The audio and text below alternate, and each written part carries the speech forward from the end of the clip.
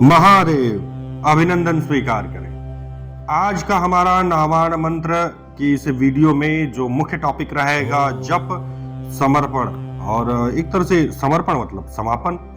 तो इन चीजों को आज हम इस वीडियो में डिस्कस करेंगे।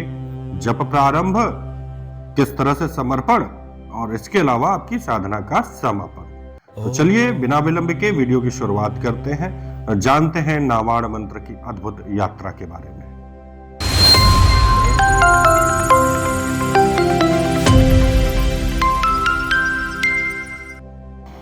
जैसा कि आप सभी जानते हैं, हमारी यह पावन साधना यात्रा अब अपने अंतिम चरण में प्रवेश कर चुकी है। अब तक हमने विनियोग, न्यास, ध्यान, माता का पूजन, इसके द्वारा स्वयं को साधना के योग्य बनाना, ये सारी चीजें जाना। अब समय है उस क्षण का जहां साधक और देवी के बीच कोई दूरी नहीं रह जाती है। अब केवल जप है और पूर्ण समर्पण। नावाण मंत्र केवल शब्दों का समूह नहीं है, ये स्वयं मां दुर्गा का हृदय स्वरूप है। ओम ऐं ह्रीं क्लीं चामुंडाय विच्चय, इस मंत्र का जप साधक के भीतर छिपी हुई शक्ति को जागृत करता है। ये भय को नष्ट करता है, बाधाओं को काटता है और जीवन को धर्म, शक्ति, शांति से भर देता है। सबसे पहले बात करते हैं कि जप की संख्या 108 ही क्यों होती है। 108 पूर्णता का प्रतीक है, जो हम पिछले वीडियो में डिस्कस कर चुके हैं। जप करते समय गति नहीं, भावना महत्वपूर्ण होनी चाहिए। स्वर स्पष्ट हो, मन एकाग्र हो और हृदय में केवल मां का स्मरण ही रहे। अब हम माला को फेरते हैं तो हर एक मन का समर्पण बन जाए, इस तरह से मंत्र जाप करना चाहिए।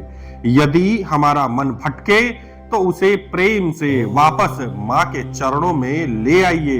कहने का सेंस एक है कि हर एक मन के पे अपना ध्यान केंद्रित करिए। मान लीजिए आप जप रहे हैं, 4, 5, 10 मन के जपने के बाद मन कहीं भटका, आपको प्रतीत हुआ कि अच्छा मन भटक गया मेरा, तो वापस जो है हर एक माला को माता के चरणों में समर्पित करते हुए फिर से जप का प्रारंभ करिए।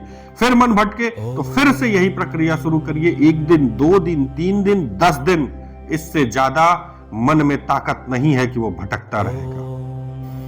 जप पूर्ण होने पर साधक के भीतर एक गहरी शांति उतरती है।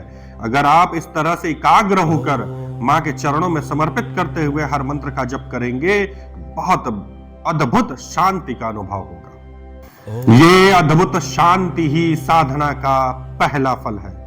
अब आता है जप समर्पण, क्योंकि बिना समर्पण के जप अधूरा रहता है। साधक जप का फल अपने लिए नहीं रखता, वह उसे देवी को अर्पित कर देता है। अब इसी भाव के साथ में मैं जो श्लोक बता रहा हूं उसको उच्चारित करें। गुह्या तिगुहा गोपत्रे तुम गृहाणास्म कृतम जपम सिद्धि भरवतु मे देवी त्वा त्वा प्रसादान महेश्वरी। एक बार फिर से सुनिए। चलिए अपने सीधे हाथ में जल लेकर मेरे साथ श्लोक का उच्चारण करिए।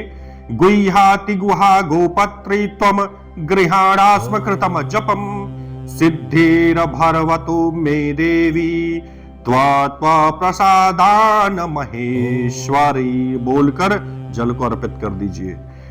ये श्लोक कहता है, गुह्या से भी अधिक गुह्या की रक्षा करने वाली देवी, मतलब गुप्त से भी गुप्त चीजों की रक्षा करने वाली देवी, हमारे द्वारा किया गया यह जप आप स्वीकार करें। हे महेश्वरी, आपकी कृपा से हमें सिद्धि और सद्बुद्धि प्रदान हो।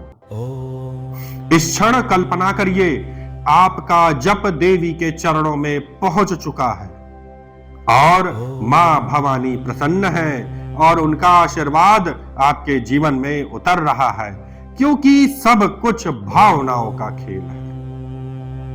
ये नावाण साधना कोई साधारण विधि नहीं है, ये आत्मा परिवर्तन का मार्ग है। जो इसे निष्ठा, शुद्धता और श्रद्धा से करता है, उसके जीवन में मां दुर्गा स्वयं मार्गदर्शक बनकर आती है।